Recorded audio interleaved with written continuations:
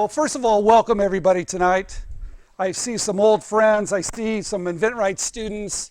InventRight students, please stand up. I want to see where you're at. Everybody stand up. That's a student of mine.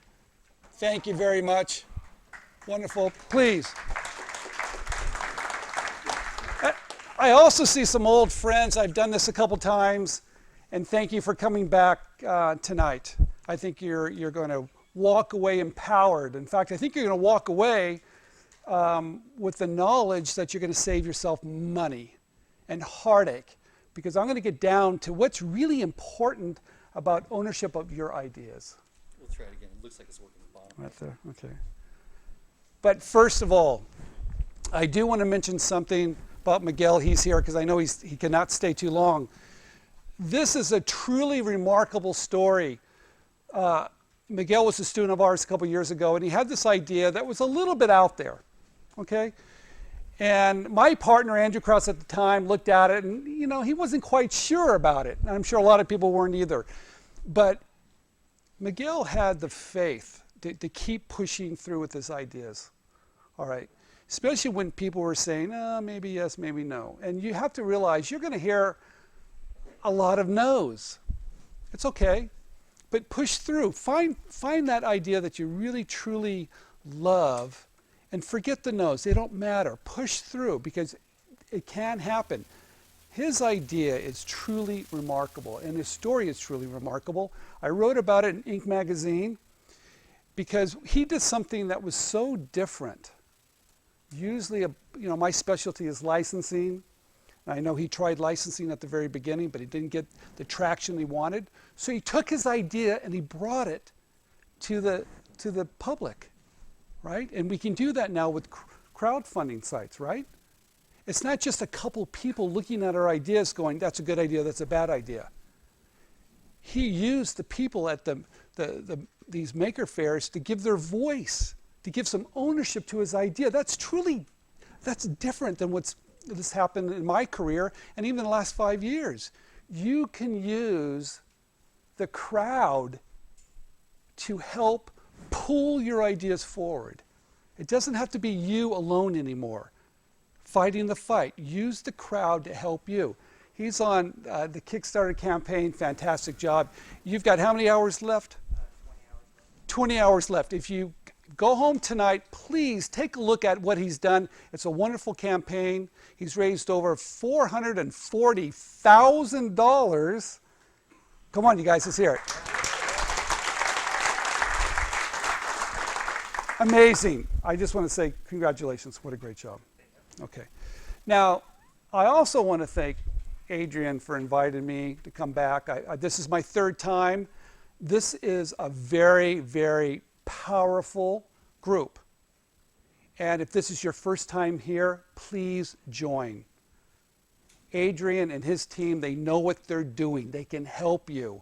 In fact, even more than that, you're going to find wonderful people just like you that have their own dreams, and they want to bring those dreams to market. They want to find homes for your ideas. So please, if this is your first time, come back. You'll find so much information here at this organization. He does a wonderful job, and I want to thank you very much.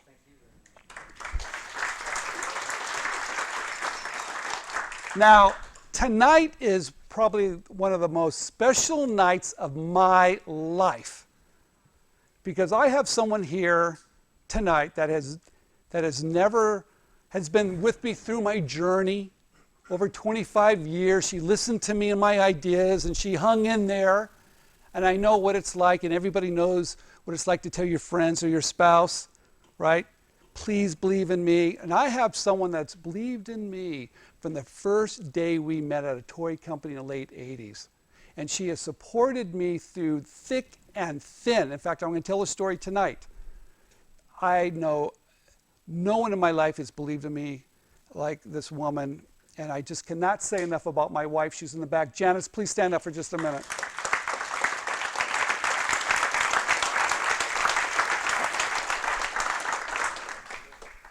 I think when Janice and I first met, it was at a toy company.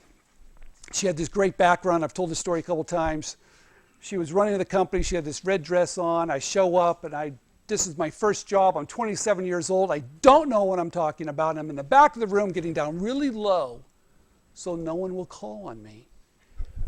And she is just running the company. And I thought to myself, if there's any way that this is ever going to work, how would she ever be interested in a guy like me? She took the biggest risk of her life because she married an entrepreneur. And I cannot thank you enough for taking that risk. I don't know if I would have taken that risk, but she did.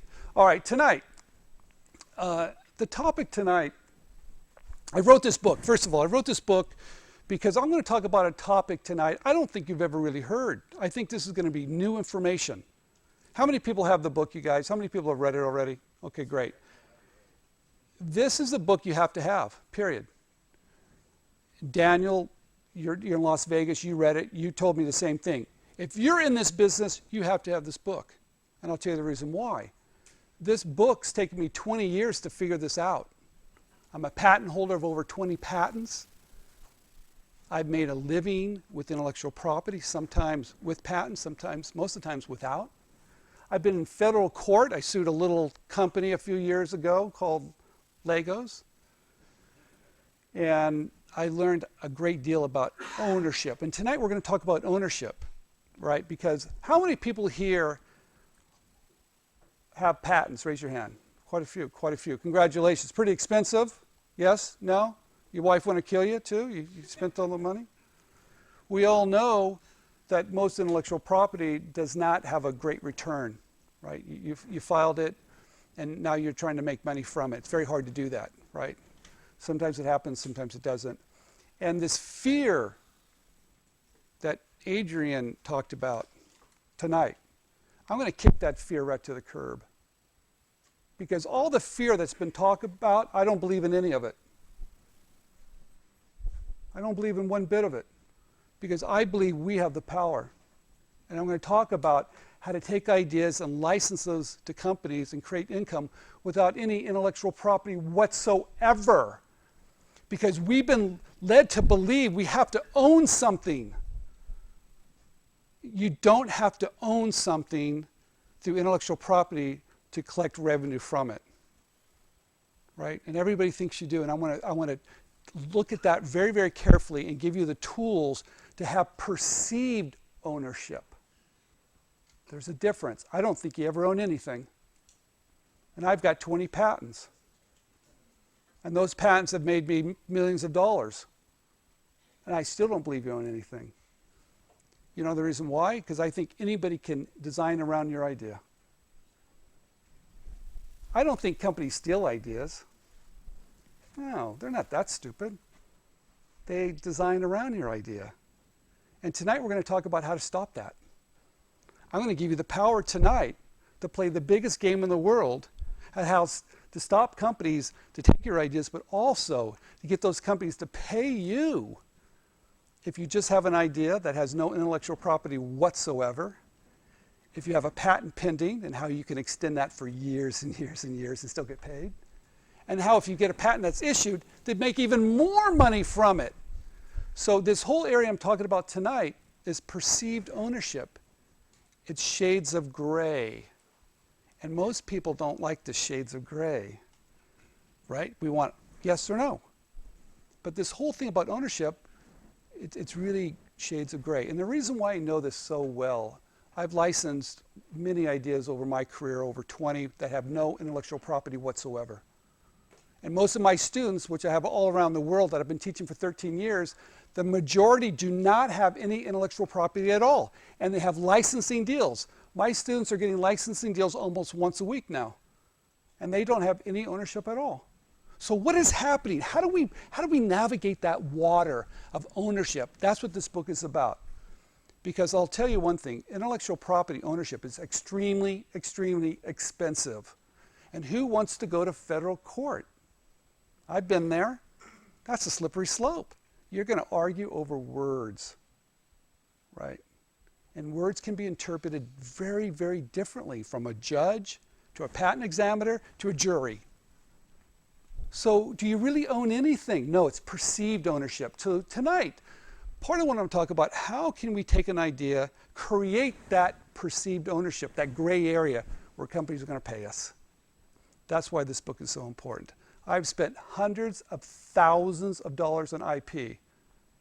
I've had companies that have paid for all my patents and have spent hundreds of thousands of dollars on intellectual property. I filed just 10 patents just last year. I still believe in filing. I still believe in perceived ownership, but really understand what it's going to do for you at the end of the day. Okay, so let's get started. Open innovation. It's a wild, wild world, and Adrian was talking about it. It's changed completely. We have quirky. If you don't know what quirky is, check it out. Ben Hoffman's doing a great job helping people with no IP whatsoever get paid for it. Great. Kickstarter campaigns. We have Miguel here. He's got a Kickstarter campaign. Do you have patents on your idea? Pending, actually. All right, so you have perceived ownership. Yes. Oh, fantastic. So this whole thing about crowdfunding, let the crowd voice their opinions, what a great tool now. Those tools are going to help you pull your idea so you don't have to push it so hard, right? We have things like Shark Tank. How many people watch Shark Tank? Raise your hand. Isn't it amazing?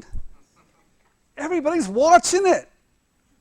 And is it working? Yes. Is that the only way to do it? Of course not.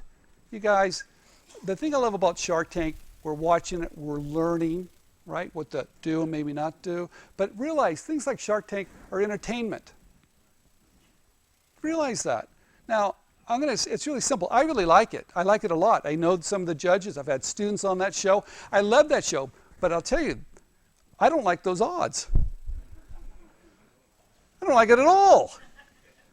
So, but you can use the system. You can even use Shark Tank. And tonight's about this, us using the system and not having the system use us. I'm tired of the USPTO. They're a great organization. I love the USPTO. They have the best customer service. But I don't want that system to use us. I want to use them. Because we have the ideas, and that's the magic, that's the power. It's that creativity is what makes the world go round. It's everybody in this room's got an idea, we have the power, and I'm going to shift it with this book. So, open innovation, know what that basically means? For the first time, companies have opened their door wide and said, hey, we want ideas. That's fairly new. When I first started out, only the toy industry had that attitude of working with freelancers. Maybe the novelty gift. All companies now are embracing open innovation. The reason why, it lowers their R&D cost. They get more ideas, right? And it's really about first to market now. It's not about ownership of an idea. It's who can get it to the shelf faster and make that money. Because ideas go in and out so quick now. In fact, they go out so quick that if you filed a patent, and before it even issue, maybe that item's is no longer in the marketplace. Right? Wow, think about it. Think how fast it turns over now. You could spend 4 years, $20,000, and before you know it, it's out of the market. Ooh, that's really kind of a scary thought, right? So how do we use the system? Okay, so open innovation is a wonderful tool. Companies want ideas. You can go to my website. We have 1,600 companies that want ideas. Oh, 1,600, there's 16,000. They're everywhere. Now, some companies, real big guys, be careful. They say they want your ideas, but I don't think they do. All right, they have those online submissions. In fact, some of them say, we want your idea to have a patent. If a company says you need to have a patent on your idea, they are not interested. They're a dinosaur. Avoid them, go to the next guy. Right? Because they know and I know it's not about patents. You can always design around a patent. It takes long to issue. So what is it really? It's good customer service, shelf space, relationships with retailers. That's the real world that I live in, and these companies too. So open innovation is a wonderful opportunity for all of us. Take advantage of it. Take advantage of it. And if you've got an idea, don't just sit on the couch. Make this work, right? Don't get caught up in some of the details. Think big, come to these groups, learn as much as you can, get in the game as fast as you can. It will never be as great as it is today with open innovation. Companies need us. Take full advantage of it. Do not sit on the couch and then you're going to see your idea a little bit later. I guarantee it. You'll sit on the couch and a year later you see your idea and you look at your wife or your husband and go, well, there's my idea. How many of you have experienced that? Raise your hand. Yeah. We all have. Road to procrastination Don't- leads nowhere. Do not let it happen. All right. Fear. How many of us have fear that a company's going to take our idea? Raise your hand. Come on, I know everybody feels the same way, right? We're a little guy. We're small.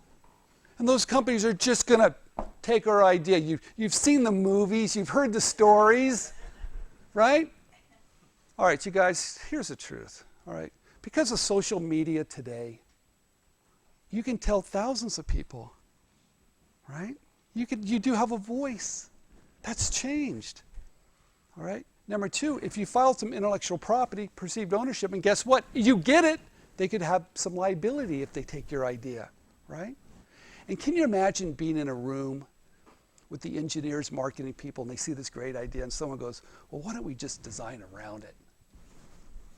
You know how that kind of looks and feels? It's just bad. And what does it do for open innovation?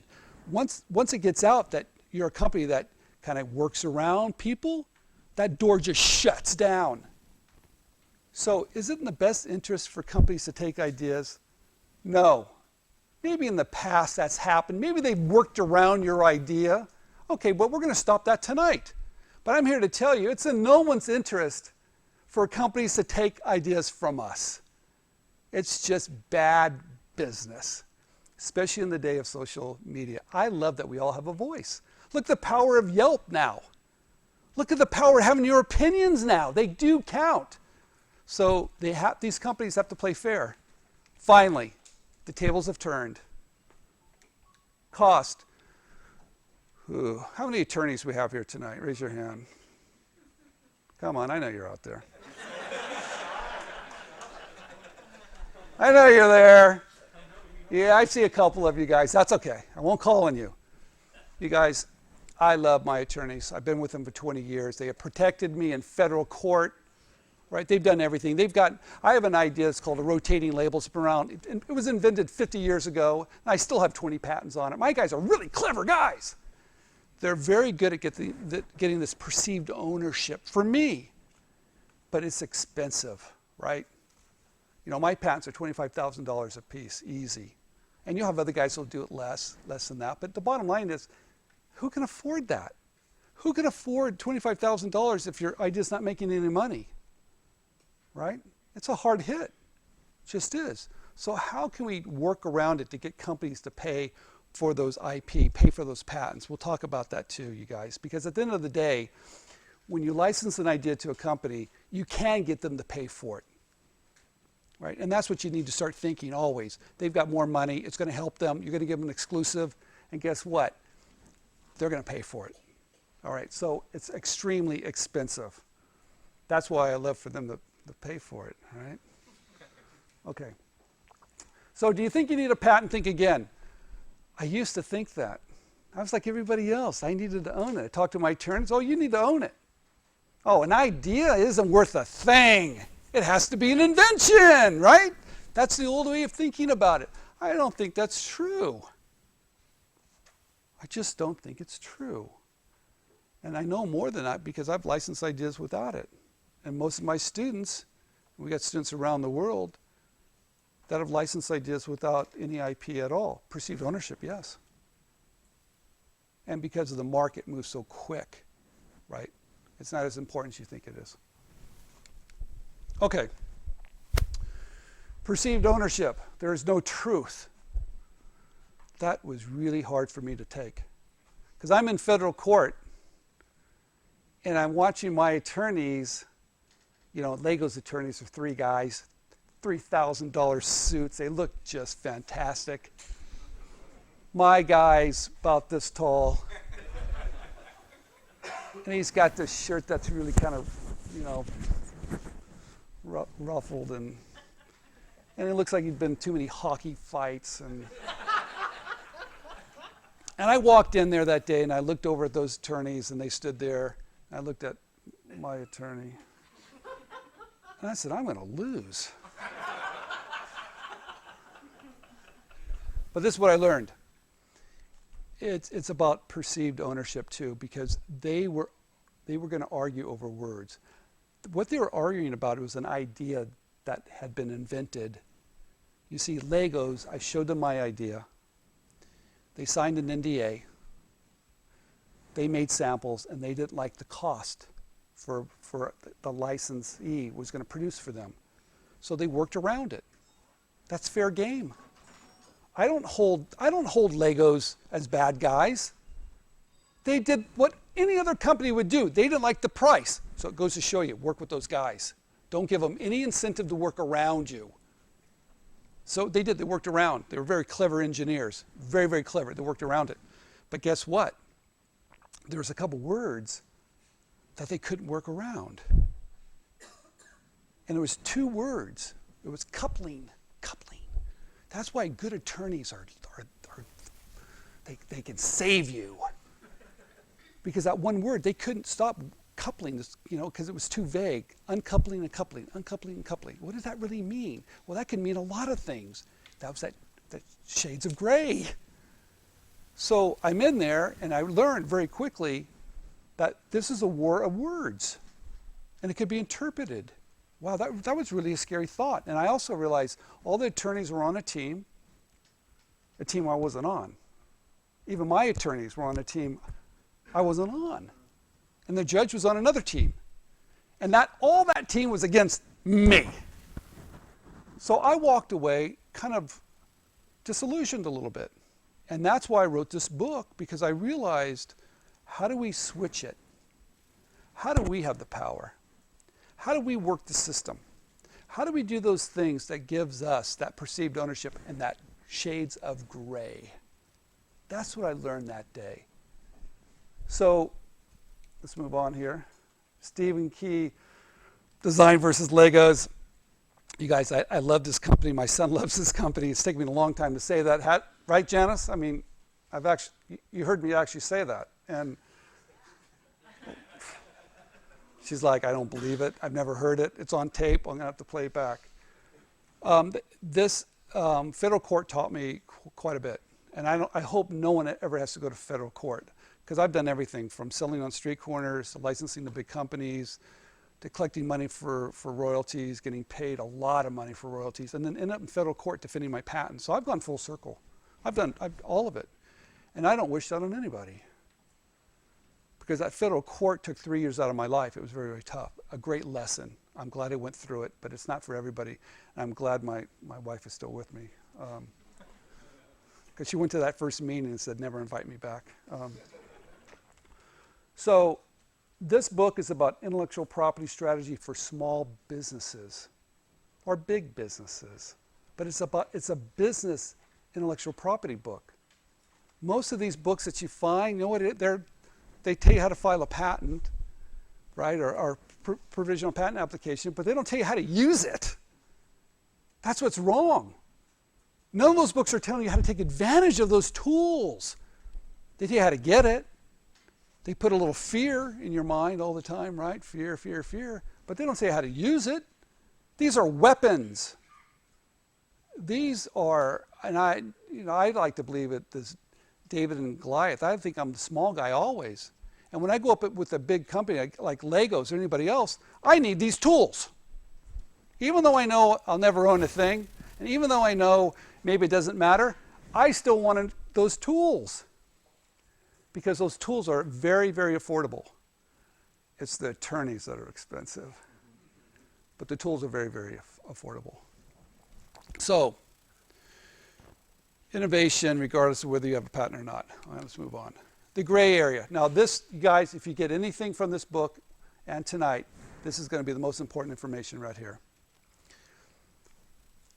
Now I'll tell you the reason why companies license ideas from us. It's really simple, because I've seen this play out so many times. It's played out with my ideas. I've seen it play out with my students' ideas. I get to see this. I have the luxury of watching people license ideas for the last 13 years repeatedly. And I'm very close to those deals because all those licensing agreements, I participate in them. So I'm on the other side fighting against those companies. Big ones. I don't care what they are. I believe I have more experience than those guys. I've done it over and over. I've done it my students. I've done it myself. I've been in federal court. And this is what I've learned. And this is the most important part about tonight. You don't have to own anything. It's the perceived ownership. Because imagine an idea comes into a company. They like it. The first thing one of the legal guys say, well, does he have a patent on it? And everybody kind of goes, oh, gee, you know. Well, no, he's got a provisional patent application. Well, let me see it. So they ask the little inventor to send it in. He sends it in, and they look at it. And now they're turning. Now, what are they going to do now? They look at it and go, maybe. Maybe we work around it. He won't get that. Well, maybe he will. Oh, geez. There's that gray area again. We just don't know. So what are our options? Well, let's don't do anything. But no, we like it. And we can sell a lot of it. I've already shown it to a retail buyer. They love it. Well, we got a problem. We can either work around it, which is a kind of a nightmare, and everybody in the room kind of agrees we don't want to do that. Number two, we could just not do anything, but then again, we're going to lose opportunity. So what do? They have a problem on their hands, and that's the greatest problem for us, because there's a gray area now. So this is what you do. This is the deal. This is the win-win, where both people win. You give them the opportunity to pay you a royalty. And I'm going to give some numbers just as examples. A 3% when it's patent pending, it's unknown. 3% patent pending. Now, guess what's really fun about this, you guys? And I talk about this in the book. I can take a patent pending and I can extend that out for 4 or 5 years. Oh, gee, I'm using the system now. I'm using the gray area where they're going to pay me patent pending for 3 or 4 years. In fact, if I'm real clever, I can add language about any intellectual property. I can take the grant of the license and the licensing agreement, and I can expand it to design patents, any IP. Oh, what a clever move that is. These guys never see it coming. I've done it so many times. They never see it coming. I can file. One can any improvement. I can say any improvement I own, I can file IP. I can continue this gray area for a long, long time. Now, if it does issue, they pay me 5%, maybe even 7%. And if it doesn't issue at all, pay me 1% for my efforts. That works day in and day out. That's the real world of perceived ownership, because companies just don't know.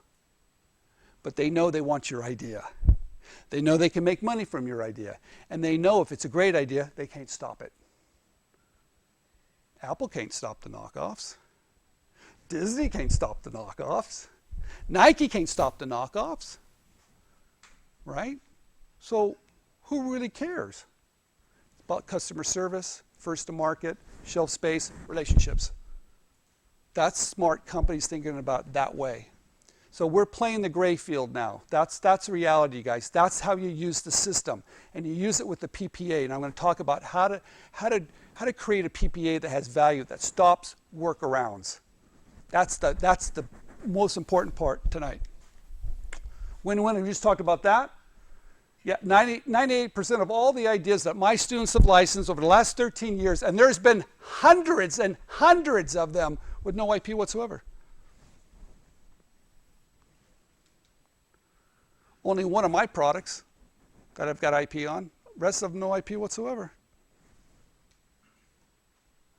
All right, here it is, you guys. Here's the gold right here. Perceived ownership. How do you write a provisional patent application that has enough information in there that kind of makes them think twice? Makes them think twice. That's the game we're playing, right? The unknown game. So you know what you have to do? You have to do your homework. You have to be the expert. You don't count on anybody else. You count on yourself. So you do a Google image search and you see if there's anything similar, right? And look deep, look wide, keep on looking. Trust me, you'll find something similar. Guarantee it. If not, that would worry me, actually. Okay? But I like knowing the history.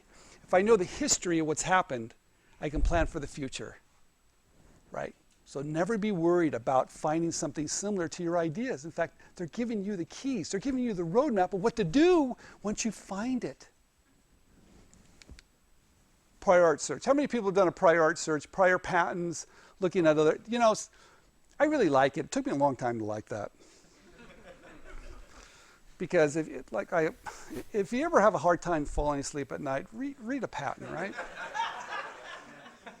Trust me, it'll knock you out quick. I love doing prior art searches because you know what it's going to tell me? It's going to tell me the history of what's happened in a certain innovation. I am learning the landscape. And by learning what's happened, I can look at an application maybe that's 50 years old, of that first creative mind that came up with an idea.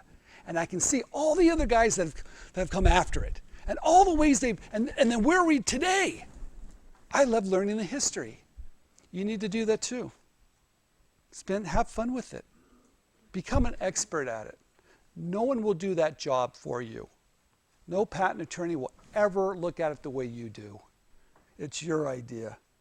Do your own homework. Have fun with it. Know the history. So if anybody ever asked you, and they do all the time, a potential licensee goes, hey, well, what about that product over there? You can say, well, they have certain technology, but this is why mine's different.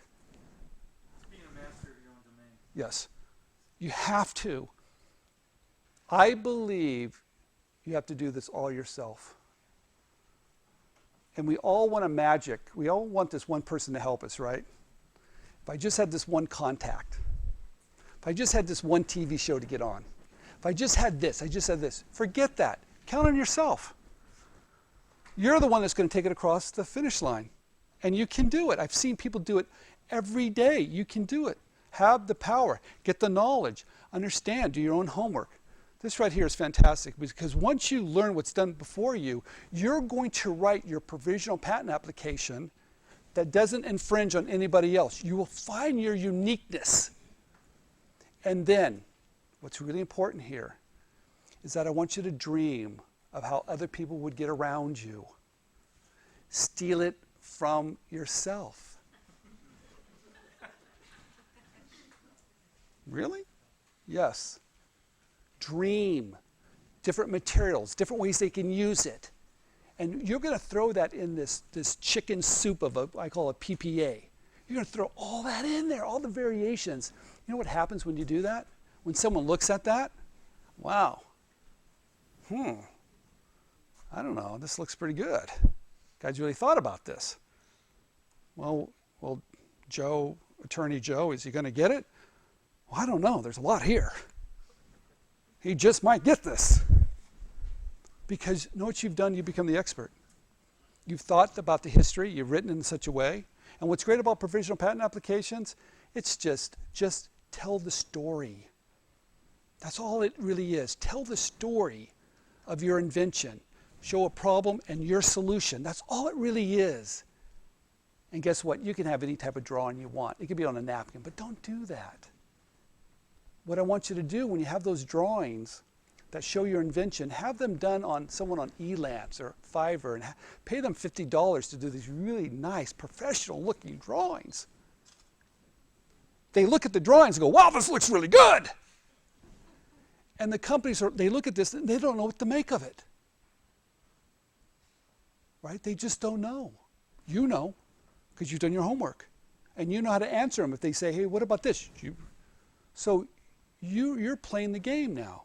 You're using the USPTO as your largest partner. You've got the USPTO as your friend, your powerhouse against any of these companies. And that does carry weight. Trust me. It carries a lot of weight. Those provisional patent applications, if you do them correctly, do your homework, gives you so much perceived ownership. And most of those PPAs will never see the light of day. They will never turn into non-provisionals. And if they do, tie it up for 3 or 4 years in the system. That's what I love it. I love that the USPTO is a little slow. Well, they're faster now. I liked it a couple years ago. They were really slow. Canada, I think, takes 7 years. I love them even more because it's that gray area. That's where we win, guys. Okay, big ideas. I want to go into this really briefly because I don't think a lot of us have big ideas. I think in our mind we have big ideas, but I just don't think it's reality. I have an idea. It's a rotating label. I've sold 500 million rotating labels. I've collected royalties. I sold the patent portfolio. It's made me a ton of money. I love this. I don't own it. It was invented 50 years ago. 50 years ago, and how are you making money from it still? Perceived ownership. Yeah, because I know how to manufacture it. Someone had the idea. They patented it 50 years ago, but they didn't know how to manufacture it. All my patents are on how to manufacture it, even how to use it. Can you imagine? I've got a patent on when you spin the label, if it's got a QR code, I own it. Really, Steve, how do you do that? Good attorneys. Good attorneys. So big ideas. What's really kind of interesting about this too, that patent portfolio is over 20 patents. That thing's been in federal court. That thing is worth a lot of money. It's made money. Some years it doesn't.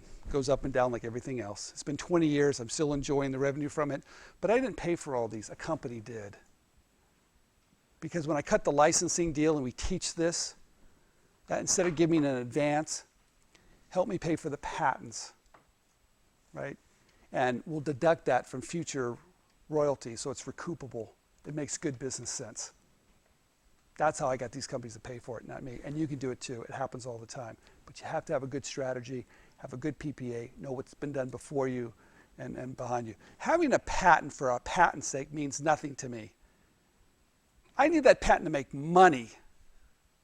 So filing patents, I don't file patents unless I test the market really, really quick, get someone interested in it, and that's why I use a PPA. I've got 1 year to tell me, do I kick this to the curb or do I go forward with it? That's why I get it out to so many companies as fast as I can with the sell sheet and a little video. Your greatest tools today is a 1-minute video. It's magic because they can see a problem, solution, build that prototype. I don't care if it looks ugly. It's going to look good on the iPhone. Take it back a little bit, get the lighting right. It's going to look great. That's all the patents I have on that. One idea. One idea. And I'm still filing more. Talk about kicking a dead horse here, huh? But it works because it's making money, right? It's making money. Intellectual property landscape. Understand the landscape. Do your own homework. Don't count on anybody, you guys. Have fun with it. Learn as much as you can. It's just, at first, it's overwhelming. But before you know it, I know every prior art of my invention, and there's over 700 of them. Oh, 700? Yeah, well, some of them don't even relate to it. Some are so far out left field it means nothing, right? Become an expert. Finding the right attorney, patent agent, it's really simple. If you've got a big idea, you're going to want someone that has possibly litigation experience because they're going to know those words. Like when I was fighting Legos, they knew those type of words that were so broad, it had a gray area. They know those words. You'll find an attorney that knows how to work with the patent examiner. You know how important that is? Because you're going to get rejected every single time. I guarantee it. All those patents, I get rejected for all of them. But my patent attorney would get on the phone. I watched him work with that examiner. I wanted to quit 5 minutes into that call. He kept on just talking and talking. Before you know it, the patent examiner told exactly where we needed to go. And that's why I got all these patents. So find a patent attorney that understands that. It's got a great personality that can work the system, right? It's all relationships, even with that too. Now, do you need all this with little ideas, the bulk of my ideas? No, I need a PPA.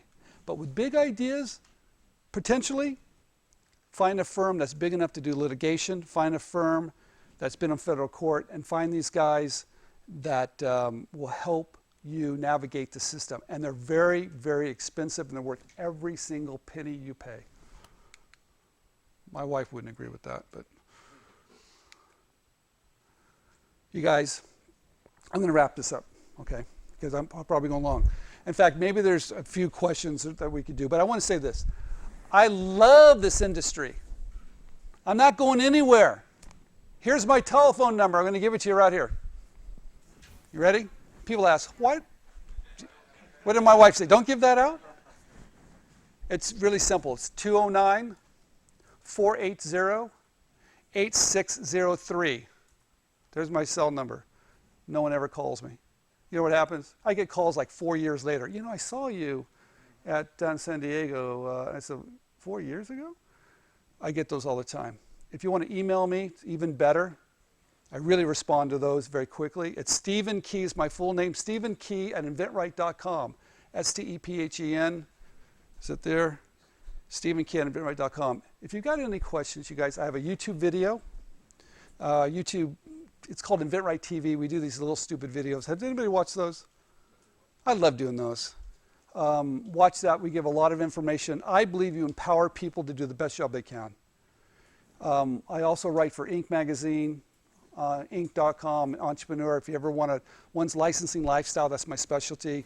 Please, great information. But do this, you guys. Get in the game, right? Have fun with this. Use the tools. Join this organization, right? And get in there and tell me some of the stories, right? You got a great story, and I know you, and I know your product. Thank you for mentioning that. Fantastic, because you got a license deal. You read the book. You got yeah. One simple idea. If you haven't read that book, you better. It's got all the steps. I teach 10 steps. I sell a course. It's very, very expensive. Every step is in that book. All 10. I gave it away for $14.95. Go. Yeah, I have a question. Give us an example of a perceived invention that you made money off of. Perceived invention. Yeah. Only one. Yeah. Only no. I'll give you. Yeah, Michael Jordan wall ball sold for 10 years. No perceived ownership whatsoever, actually. And it was a basketball game in the shape of Michael. I took the backboard, which was really boring. It was a Nerf basketball game. And I'm a basketball player. I love playing basketball. And Ohio Art at the time had a license of Michael Jordan.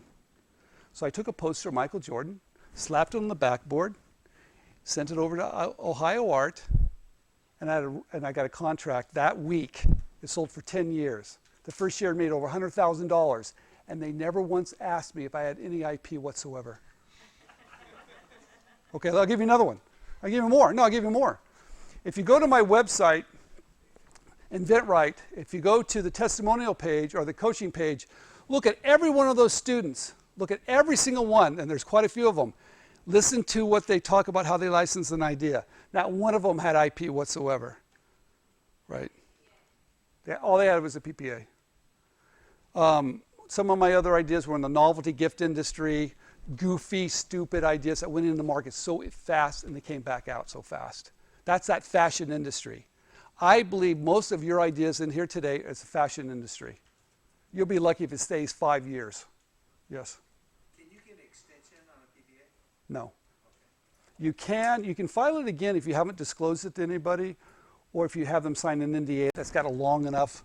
Most NDAs probably go 2 to 3 years, right? But if you can get 3 years, you could file it again. If you have. You said something about stringing it along for 3 or 4 years. No, the PPAs you can't do it unless they sign NDAs. What you can do, you have to go to a non-provisional. And when you file that non-provisional, it's going to cost you a little bit of money, right? But if you've got a licensing deal and they paid for that, you're okay. But you can extend that out for a little bit longer, right? Now, what this gentleman said is very interesting because he's from the old school. And the old school says you have to own, it's not an idea, it's an invention. And that's very, very true, right? But I think most of the ideas in the pet industry aren't really inventions. Or all the kitchen gadgets, those aren't really inventions anymore, are they? I don't consider myself an inventor.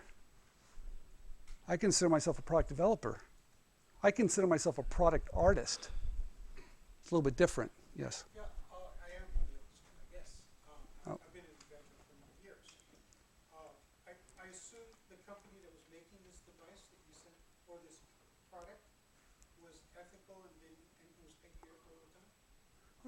The one with the basketball? Oh, I love that question. He's asking me, did they pay me every time? Right? And I was so happy to get the licensing agreement that went for 10 years. I didn't even care. But I did see it in the marketplace where they took the same idea and they made it smaller. And they put it in a box of Wheaties. And I remember going down because I love the box things on the back of cereal boxes. Very clever. So I'm always looking, and there's my little idea. It's called a Michael Jordan wall ball, and it's that big. And they're not paying me royalties. So I called them up. I said, hey. They said, oh, we forgot. Now, the way to protect yourself is with audit clauses, right? But who wants to audit a guy that's paying you? The way I audit my ideas, I know the sales guys. And salespeople brag.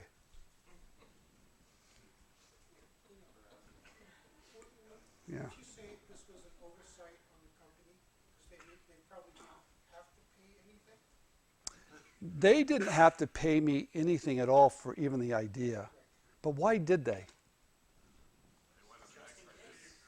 Why did they? Everybody asks that, well, why did they pay me? There was no ownership. I have another idea. Yes. Companies like in the toy industry have been doing this for years, right? They've had outside inventors submitting ideas for years. Eddie Goldfarb that did Shark Attack and all that, he's from this area. I interviewed him one time and said, Eddie, how many ideas have you licensed? He goes, 500. I said, were you ever afraid someone was going to steal it? He thought that was the stupidest question he's ever heard. I said, really? He goes, Steve, if they took my ideas, I wouldn't submit another one. Open innovation. There's this fear of people taking your idea, right? And I know we all have that. So do the perceived ownership, right? And have that gray area, because at the end of the day, they don't have a lot of options. That's my point. They don't have a lot of options. And play that gray area. That's what I've been doing. Yes?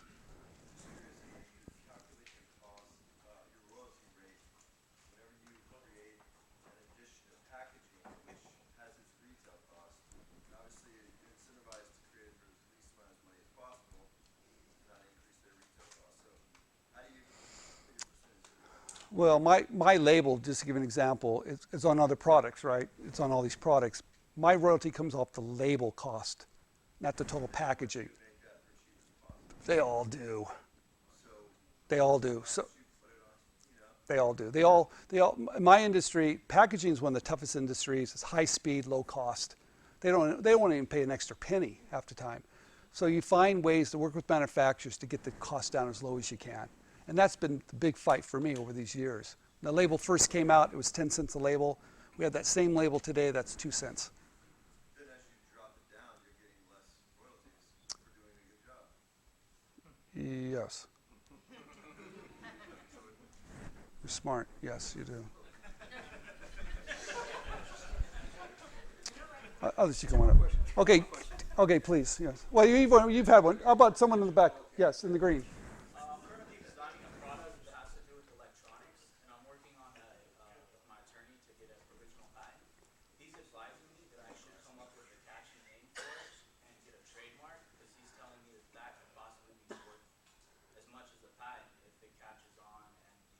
Okay. Okay.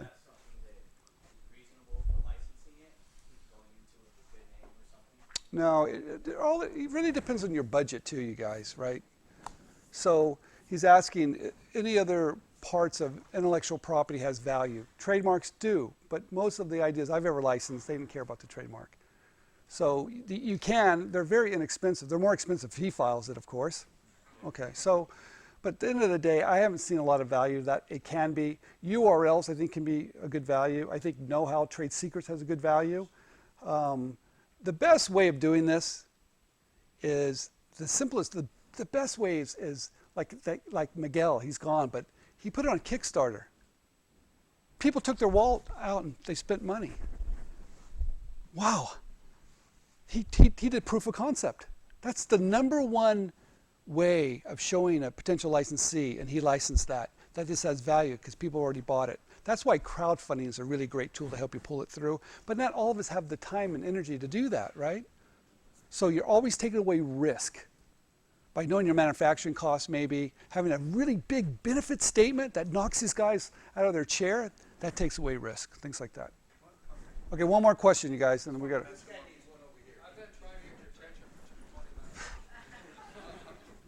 I have a patent that's, I worked in aerospace, I worked on the Apollo Moon project. I have a Okay. patent relative to propulsion. Okay. And it's nothing, the propulsion system is nothing like anything that's ever been done before. Okay. But I'm shaking in my boots because when I hear you talking to someone about it, I don't see myself talking to someone about something like this that would put all these people out of business. Okay, well, two things. Great. Number one, if you have a big idea, and I think you sound like you do, never show it. Actually built it and tested it. Okay, never show it to anybody unless they sign an NDA. Showing it, yeah. Okay, unless they sign an NDA. And companies will sign it if you show them, here's the benefit. Oh, wow. Well, we want to see more. Well, if you want to see more, you have to sign an NDA. That's how you get these guys to sign that. And number two, The Lockheed and Boeing and SpaceX, they would be the, yeah, the problem is getting a hold of the right people. here's the other issue when you're talking about leaders of an industry, right? And this is the truth that I've learned about working with really big companies like a Coke or Pepsi or Pfizer or Advil. They don't have to do anything. They don't have to work. They don't have to do anything. Yeah, no. That's what, I know that because they might want to put mine on the shelf because they're going to lose business. They don't have to do a thing because they already own the business I now. have to go to someone else that's small, that's very hungry. You guys, he said it right here. I always go after the big companies, but at the end of the day, I don't have a lot of success with those guys. Where I have success is that mid-sized company or the smaller guy that wants to be the big guy. Those are the companies that embrace us. Those are the guys that want to bite at the heels of the big guys. That's a great strategy. It's worked for me. But we all dream the big dream, right? That's okay. You can get to the big guys, but you're going to need a smaller guy nipping at their heels. Yeah, yeah. No, that's very, very true. One more question. I just want to mention one thing, well, two things about the trademarks. I secured a couple trademarks for the product I did, and they ended up wanting to go with their own name anyway. So And you know why? They want to have a stamp of ownership on it. You know, and usually you just throw it in the heap. They don't like, oh, we're going to pay extra for that. Maybe if you built goodwill, and you could show that this name has goodwill, like Miguel has with Pancake Bot. Everybody knows that name now. That's goodwill. That has value. But just be careful to spend those type of dollars. we both chose the name. I mean, they brought me into the process, but the point is you don't need to secure a name before you go into it. Yeah. The other thing is with the licensing agreement, they actually never looked at my provisional. They just wanted the number. And this is a big company, so that's another point. You guys, it happens all the time. Happened to you. I have it, and I'm filing the non-provisional and extend it, but Why not? I mean, if you're making money coming in, if you want to take some extra protection, go ahead. There's some industries like the DRTV, they don't care if you have a patent whatsoever. In fact, they don't even look at it. They want. No, I think DRTV, those guys want something they can take to market, sell so fast, and let the lawsuits come later. Yeah. it's true. I've met with them, and They they don't care about that. don't care about patents. Yeah. All these companies that we're going to call after we read your book and get all our products rolling, how many of them do you think will read your book too, and what do we say to them? Say what? How many of the read- licensors, how read- many companies will read your book that we have to respond to when they call us? Not yet, but sure enough, sooner or later, we have a lot of students out there knocking on the doors, and I think it is making a difference because some companies do know now, and they've started to make these a process now because we're banging on the doors. I've had my students, I tell them, look, if you've got an idea, I want 30 companies that you can submit it to. And our coaches pound that, say, look, you're going to call 30 companies, and you're going to call next week, right? Raise your hand. They do that, huh? I'm doing it. See? And this is the third one. I'm not on their radar, you guys. Maybe someday I will be, right? You're only as good as the product you're showing today. Doesn't matter what you've done in the past. Doesn't matter what I've done. Every time you show one, they look at it for the first time. So it doesn't matter if you're brand new or if you've been doing this for 20 years. It's always at that day you're showing it. You guys, thank you very much. Steve. stand for this.